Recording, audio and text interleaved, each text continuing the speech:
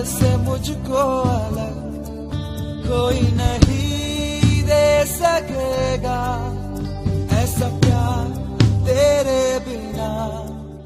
जय मसीह की। Hope For All ministries के तरफ से एक नई आशा कार्यक्रम में आप सबका स्वागत है। आशा करते हैं कि इस कार्यक्रम के द्वारा आप सब आशीष पाएंगे। यहोवा मुझे तेरी जरूरत है, यहोवा मुझे तेरी जरूरत है। जरूरत है कि नहीं है? बिन तेरे मैं कुछ भी नहीं, बिन तेरे मैं कुछ भी नहीं। यहोवा मुझे तेरी जरूरत है, यहोवा मुझे तेरी जरूरत है। बिन तेरे मैं कुछ भी नहीं, बिन तेरे मैं कुछ भी नहीं। यहोवा मुझे तेरी जरूरत है, यहोवा मुझे तेरी जरूरत है।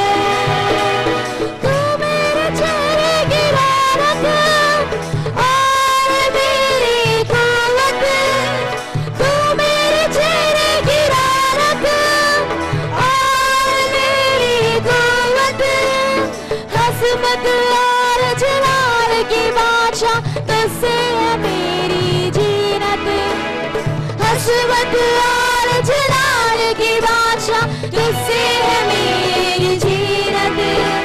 तेरे बिना ये जिंदगी मेरी, तेरे बिना ये जिंदगी मेरी बेरौनक बेसूरत है। यहोवा मुझे तेरी जरूरत है, यहोवा मुझे तेरी जरूरत है। बिन तेरे मैं कुछ भी नहीं, बिन तेरे मैं कुछ भी नहीं। यहोवा मुझे तेरी जरूरत है, यहोवा मुझे तेरी जरूरत है। ये आसमां तूने बनाया, समंदर की हद गहराई, आसमां तूने बनाया, समंदर की हद गहराई, और फूलों से धरती सजाई। परिंदे परिंदे बहादुरियां और फूलों से धरती सजाई। कायनात इतनी सुंदर बनाई, कायनात इतनी सुंदर बनाई। प्रभु कितना खूबसूरत है। यहोवा मुझे तेरी जरूरत है, यहोवा मुझे तेरी जरूरत है। मेरे जीवन में यीशु तेरा नाम जलाल पाता रहे, जीवन में यीशु तेरा नाम जलाल पाता रहे। मेरे जीवन में यीशु तेरा नाम जलाल पाता रहे, मेरे जीवन में यीशु तेरा नाम जलाल पाता रहे। हालेलुया। प्रभु के अति पवित्र नाम की मैं महिमा करता हूँ, स्तुति करता हूँ इस अच्छे शुभ अवसर के लिए कि हमको मिलकर परमेश्वर के चरणों में वचन को सीखने के लिए प्रभु ने इतना अच्छा सौभाग्य दिया। आमीन। कितने लोग वचन के लिए तैयार हैं? जब हम तैयार होते हैं पवित्र आत्मा हमसे बातचीत करता है। आज जो विषय मैं आपको सिखाना चाहता हूं या समझाना चाहता हूं वो ऐसा विषय है जो सभी के जीवन में महत्वपूर्ण है, या मैं कहूं तो बच्चों से संबंधित है, जवानों से संबंधित है, हर एक भाई बहनों से संबंधित है, बुजुर्गों से संबंधित है। इसका मतलब आज मेरी आवाज को सुन रहे सभी से संबंधित कुछ आज प्रभु देना चाहता है। आमीन। और वो विषय है जो आज मैं आपके बीच में समझाना चाहता हूं, प्रचार करना चाहता हूं, वो विषय है डर, भय, फियर। मैं अगर आपसे पूछूं कि आप में से कितने लोग इस विषय से संबंधित हैं, अधिकांश कहेंगे हां। और अगर आपको लगता भी है कि हमसे संबंधित नहीं है, तो आज मैं जब वचन सुनाऊंगा तब आपको लगेगा कि कहीं ना कहीं तो ये हमारे जीवन में भी है। तो इसलिए अगर आप ध्यान से सुनेंगे तो पवित्र आत्मा आज आपसे बातचीत करेगा। पवित्र आत्मा को आप जगह दें, स्थान दें कि जब ये वचन आप सुनते हैं, पवित्र आत्मा आपके दिलों को टटोलने पाए, पवित्र आत्मा आपके दिलों से बातचीत करने पाए और आपको आश्वासन दे, एक नई उमंग दे, वचन के द्वारा छुटकारा मिले। आमीन। भय या डर, इसका शुरुआत कहां से हुआ? जब आप बाइबल के पहले ही पुस्तक को पढ़ेंगे तो आदि में परमेश्वर ने जब विभिन्न दिनों में एक एक चीजों की सृष्टि की, तो हम देखते हैं हर दिन के रचना के बाद, सृष्टि के पश्चात उस परमेश्वर यहोवा ने यह कहा, यह सब कुछ अच्छा है, बहुत सुंदर है। हम बोलते ना बहुत खूब। सो परमेश्वर ने अपनी बनाई हुई सृष्टि को देखा और उसने कहा बहुत सुंदर है, बहुत अच्छा है, सब कुछ अच्छा ही रहा। उत्पत्ति पहले अध्याय में सब कुछ अच्छा रहा, उत्पत्ति दूसरे अध्याय में भी सब कुछ अच्छा रहा। लेकिन दूसरे अध्याय में परमेश्वर ने एक चीज के लिए कहा यह अच्छा नहीं है, और वो था, हे आदम तेरा अकेला रहना, या हे मनुष्य तेरा अकेला रहना उचित नहीं है, ठीक नहीं है। तो उस परमेश्वर यहोवा ने आदम के लिए या उस मनुष्य के लिए एक उचित जीवन साथी को बनाया। आमीन। और दोनों परमेश्वर के महिमा के वस्त्र में पूरी तरह पहने हुए और महिमा से भरे हुए जनों की तरह वो प्रभु के साथ संपर्क में, उस परमेश्वर के साथ के रिश्ते में बढ़ते रहे। लेकिन जब हम तीसरे अध्याय में आते हैं, हम देखते हैं परमेश्वर ने उनसे कहा था सब कुछ तुम्हारा है, लेकिन इस एदन वाटिका के बीच में जो वृक्ष है उसके फल को नहीं खाना। लेकिन मेरे प्रियो, हम देखते हैं उत्पत्ति तीसरे अध्याय में कि शैतान सांप का रूप लेकर, समझा है, सांप का रूप लेकर मनुष्य के पास आया। अच्छा, अब मुझे बताइए, जरा सोच के बताना, सोचिए, मनुष्य के पास सांप आया, मनुष्य डरा या नहीं? नहीं डरा। आज अगर सांप आपके पास आए तो इस बात को समझना जरूरी है। आदम के पास नहीं, हव्वा के पास सांप आया और हव्वा नहीं डरी। इसका मतलब डर तब नहीं था, भय तब नहीं था।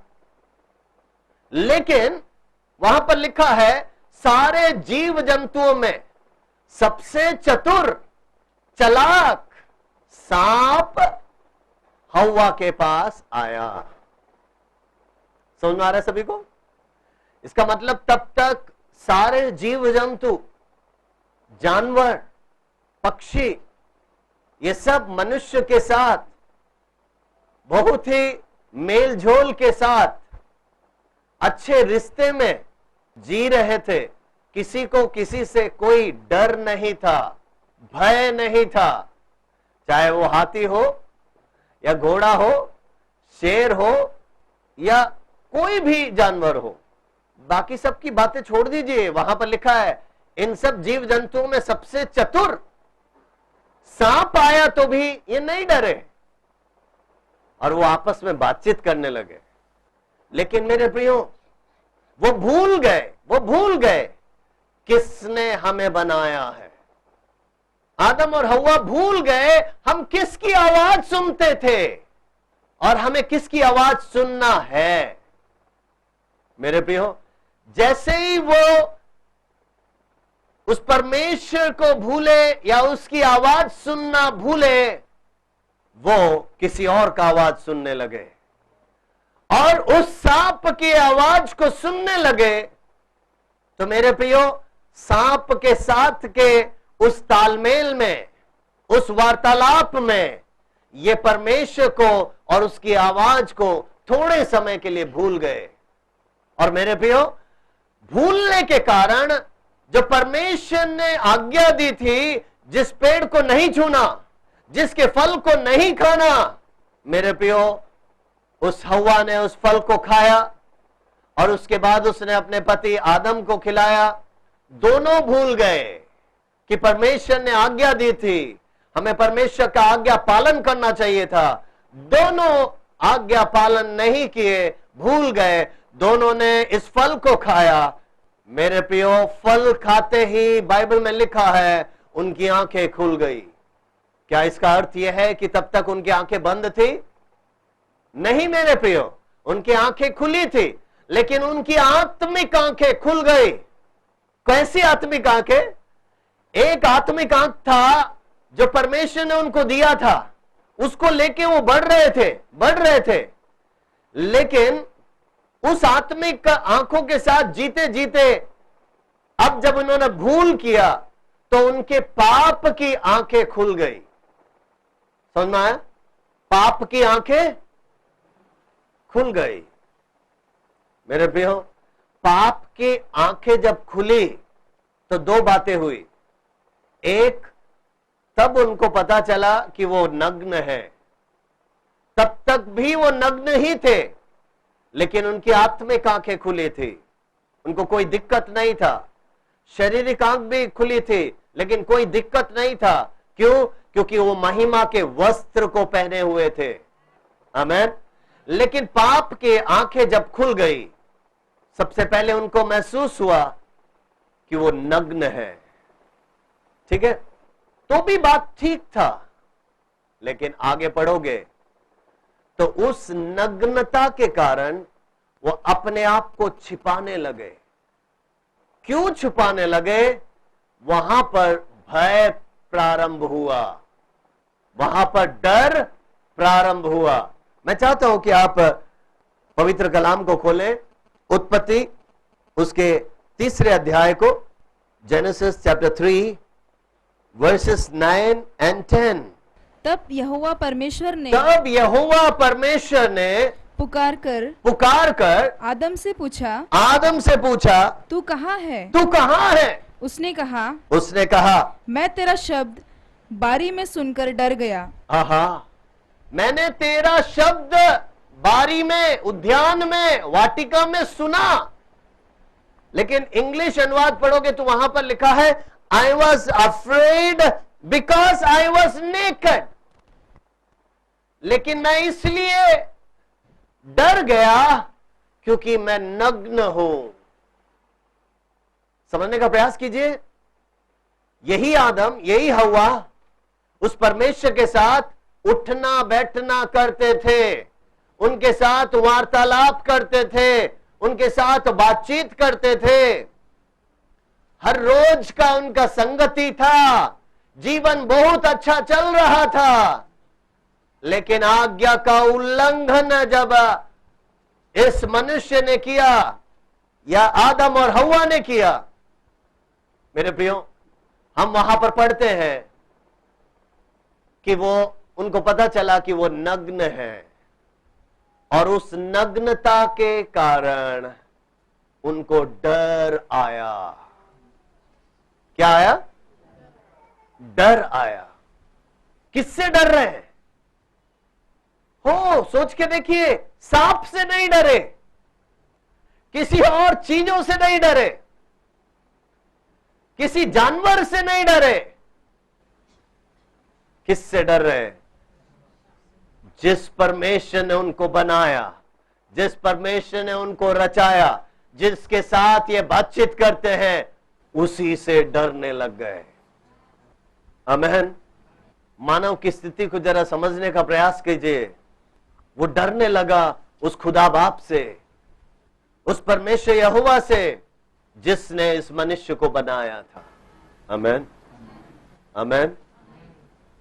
लेकिन मेरे प्रियो, हम आगे पढ़ेंगे तो वहां पर ऐसा लिखा है कि परमेश्वर ने फिर भी आदम और हवा को क्षमा किया। आमीन, क्षमा किया। लेकिन क्षमा तो कर दिया, लेकिन उनका डर दूर नहीं हुआ। समझ में आ रहा है? ये डर उनके साथ साथ बना रहा। मैं आपको उसका एक सबूत और दूंगा और फिर मैं आगे बढ़ूंगा। आप जब तीसरे अध्याय के आगे के आयतों को पढ़ेंगे तो हम देखते हैं परमेश्वर क्रोधित हो गया कि इन्होंने आज्ञा का उल्लंघन किया, तो हर चीजों के ऊपर उसने श्राप दिया। ठीक है, श्राप दिया, लेकिन आशीषें नहीं रोकी, आशीषें नहीं रोकी। और जब हम चौथे अध्याय में आते हैं, हम वहां पढ़ते हैं परमेश्वर ने आदम और हव्वा को संतान की आशीष दी। आमीन। किसकी आशीष दी? संतान की आशीष दी। ओके, तो आदम और हव्वा को कौन कौन पैदा हुए? कैन और हाबिल। मेरे प्रियो, अब उस चौथे अध्याय को जब आप पढ़ोगे तो हम देखते हैं कैन और हाबिल पैदा हुए, वो भाई भाई आगे बढ़े, लेकिन बढ़ने के बाद जब वो काम करने लगे, दोनों परमेश्वर के सामने कुछ भेंट लेकर आए, बलि लेकर आए। हाबिल की भेंट को, बलि को उस परमेश्वर ने स्वीकार लिया और कैन के बलि को नहीं स्वीकारा। कुछ ही समय के बाद क्रोध मन में आ गया। किसके? कैन के मन में क्रोध आया। ठीक है, समझने का प्रयास कीजिए। क्रोध आया और उसने अपने भाई को, हाबिल को मार डाला। यह बाइबल में लिखा हुआ दुनिया का सबसे पहला हत्या था, मर्डर था। भाई ने भाई को मार डाला। लेकिन अब इसमें समझने का प्रयास कीजिए, मारते समय उसको डर नहीं था।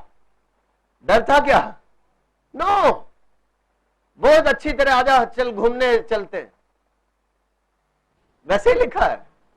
और वो खेत में लेके गया और उसने अपने भाई को मार डाला। मेरे प्रियो, समझने का प्रयास करें। हत्या करने के लिए वो नहीं डरा। लेकिन उसके बाद परमेश्वर ने इससे पूछा, कैन से, हे कैन, हाबिल कहां है?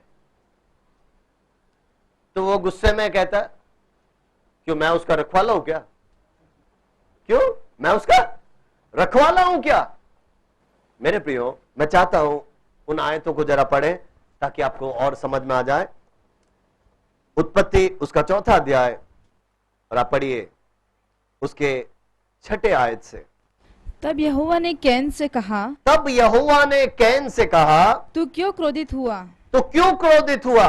और तेरे मुंह में उदासी क्यों छा गई? तेरे मुंह में उदासी क्यों छा गई? यदि तू भला करे, हाँ, तो क्या तेरी भेंट ग्रहण न की जाएगी? तू अगर भला करे तो क्या तेरी भेंट ग्रहण नहीं की जाएगी? और यदि तू भला न करे, हाँ, तो तेरे पाप द्वारा पर छिपा रहता है और उसकी लालसा तेरी ओर होगी। ठीक है, और तुझ पर उस पर प्रभुता करनी है। अब 9 पढ़िए। तब यहोवा ने कैन से पूछा, हाँ, तेरा भाई हाबिल कहाँ है? हाँ, उसने कहा, हाँ, मालूम नहीं। हाँ। क्या मैं अपने भाई का रखवाला हूँ? क्या मैं अपने भाई का रखवाला हूं? हाँ, तब परमेश्वर ने कहा, तूने क्या किया? तेरे भाई का लहू भूमि से चिल्लाकर मुझसे दुहाई दे रहा है, उसकी और तू श्रापित है। ठीक है, आगे पढ़े। फिर तुझे ना मिलेगी। तू अगर खेती भी करे तो पूरी उपज तुझे नहीं मिलेगी। और तू पृथ्वी पर भटकने वाला, तू पृथ्वी पर भटकने वाला और भगोड़ा होगा। भगोड़ा होगा। समझ में आ गया? भगोड़ा कौन होता है?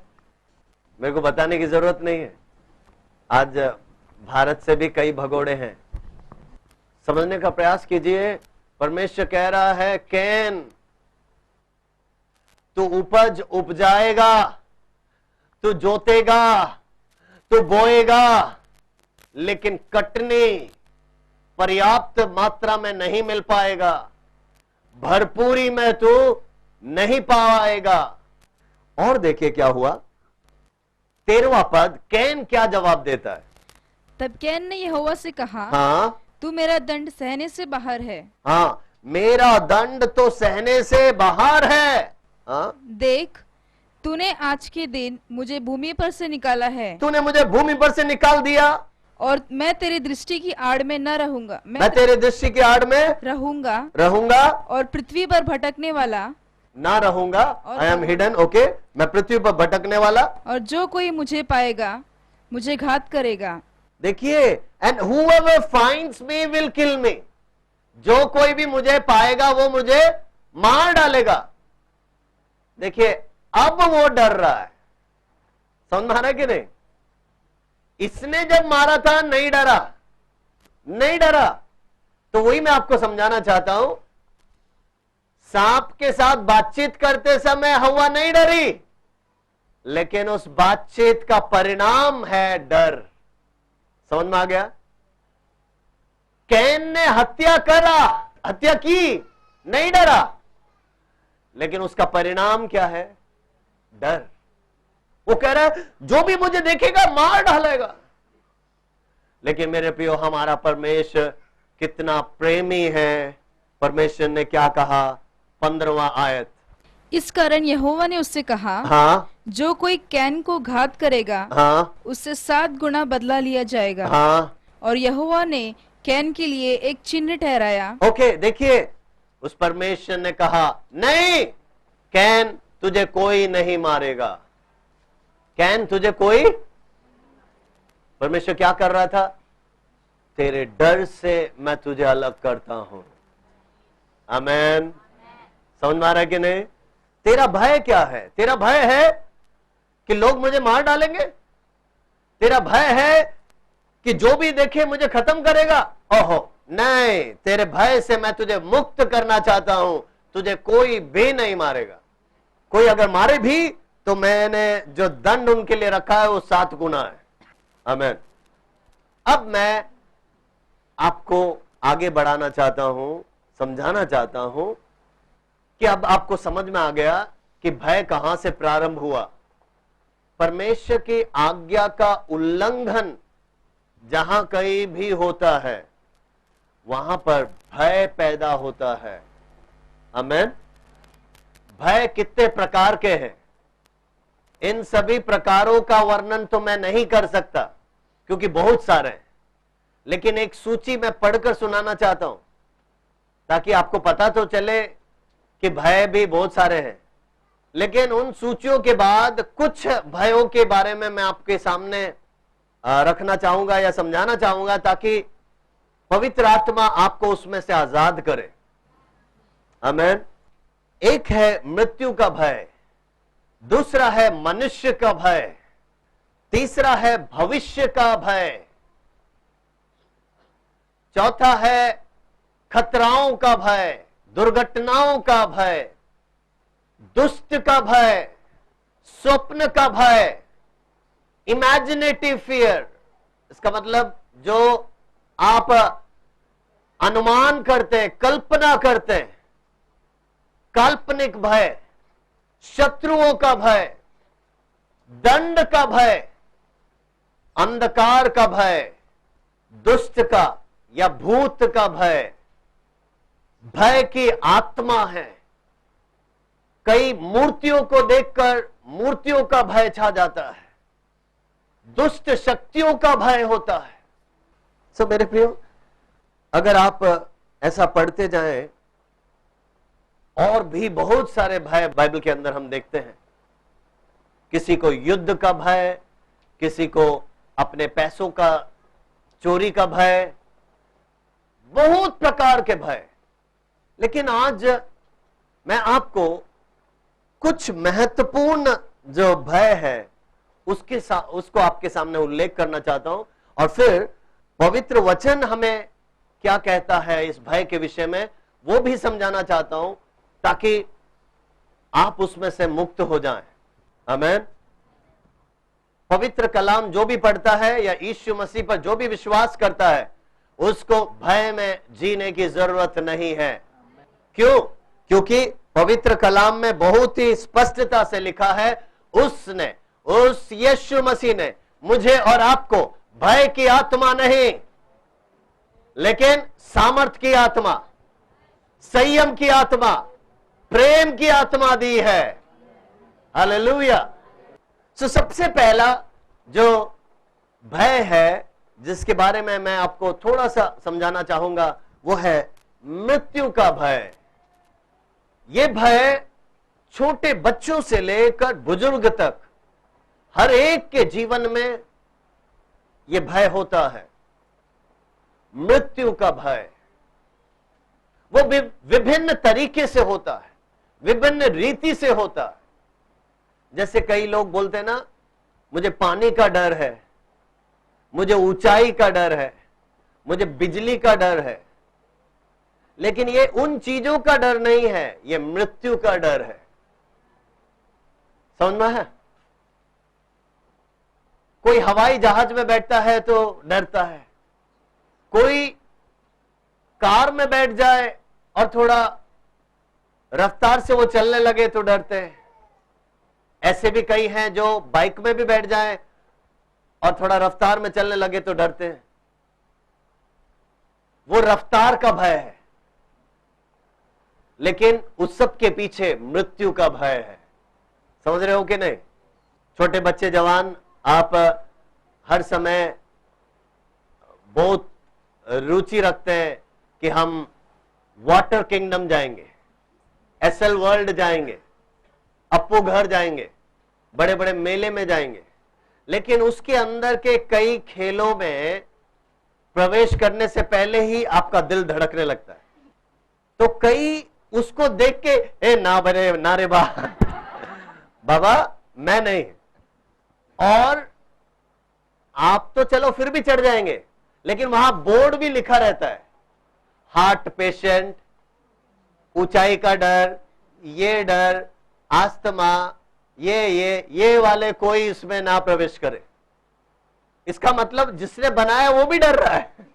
विश्वास करते हैं कि आपने आज आशीष पाया है। अगर कोई प्रार्थना निवेदन है तो हमसे संपर्क करें। हमारा पता है Hope For All Ministries, ground floor, Jai Sai apartment, opposite Priyanka complex, Galanagar road, Nalasopara east, Palghar, Maharashtra 401209। और आप हमसे संपर्क करना चाहते हैं तो कृपया हमारे इस मोबाइल नंबर पर एसएमएस करें या कॉल करें। मोबाइल नंबर है 9823133740। प्रभु आप सबको बहुत अच्छा